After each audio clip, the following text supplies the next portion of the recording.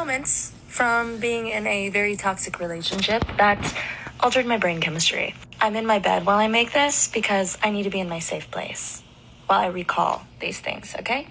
Moment number one, when we were watching Euphoria together for the first time, and he turned to me and he said, "Wow, I am so much like Nate Jacobs." His relationship with Maddie, this reminds me so much of me and you. Moment number two, on our third date, when he told me that generally he only dates girls that are very young or virgins because he can't handle the idea that they have been with anybody else ever. Moment number three, when he used to get angry, like not annoyed, angry at me for showering once a day because I was taking too much time away from him, not spending time with him, showering. Moment number four, when I found a vault on his phone, a locked vault of all of the women that he had been with or that had ever sent him explicit photos locked in this vault. And when I asked him to delete them, because that's weird and creepy and inappropriate, he told me that he needed to save them in case they ever tried to blackmail him with photographs that he sent, that he could out them online or legally. Number five, this is a good one, aka really fucked me up. He asked me to make a list for him on his phone because I did all of the organizational mom things.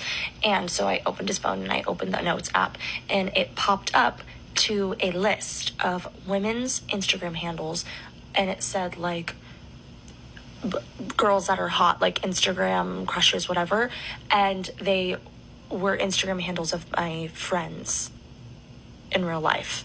Number six, I think, I don't know at this point, there's too many to count. When he used to bang on my door or pick the lock whenever I was taking a nap because I was lazy in his eyes. Napping is lazy. And last but not least, when we went out together to a bar and I went to the bathroom and he told everyone in the bar that he was breaking up with me and moving to another state. I mean, first and foremost, comparing your relationship to Nate Jacobs and Maddie Perez on Euphoria is crazy. I mean, because one of the examples is that Nate Jacobs ends up abusing Maddie because she leaves him, and in return, she suffers physical abuse. Secondly, let's be realistic here. The fact that he wants to date only young females is a major red flag, indicating that he himself is immature as well. It shows where his brain is really at. The reason why I say that is because women, younger women, are easier target to manipulate. So this guy clearly has controlling issues. You can clearly see those traits when he in fact gets mad because she wants to shower once a day. Personally, I don't judge, but I shower like 2 to 3 times a day. I'm just saying. But furthermore, she goes on to list all of these other examples that are just crazy. I mean, how can you secretly write a list of all the names of who he thinks is hot, but they're all her real-time friends? That's crazy. And last but not least, I just find it terrible at the fact that he was trying to humiliate her by when she leaves, the fact that he tells everybody that he's just going to break up with her. Must have been truly horrendous, horrifying, and very traumatic for her. This is definitely a toxic relationship at its finest, and major red flags on all 4 corners of the spectrum. What's your guys' thoughts on this? 30 toxic relationship check. So my boyfriend just canceled the movies 30 minutes before, right? And I'm like, wow. I ripped hair out of my head. I passed out from screaming so much. And I was like, you know what? I'll just stay home. Like, I don't even feel like going out. And, like, he had done so many shitty things to me that this was kind of, like, the last straw. And I was, like, really about to break up with him. Spoiler alert, I didn't, even after what happened at the end of the story, right?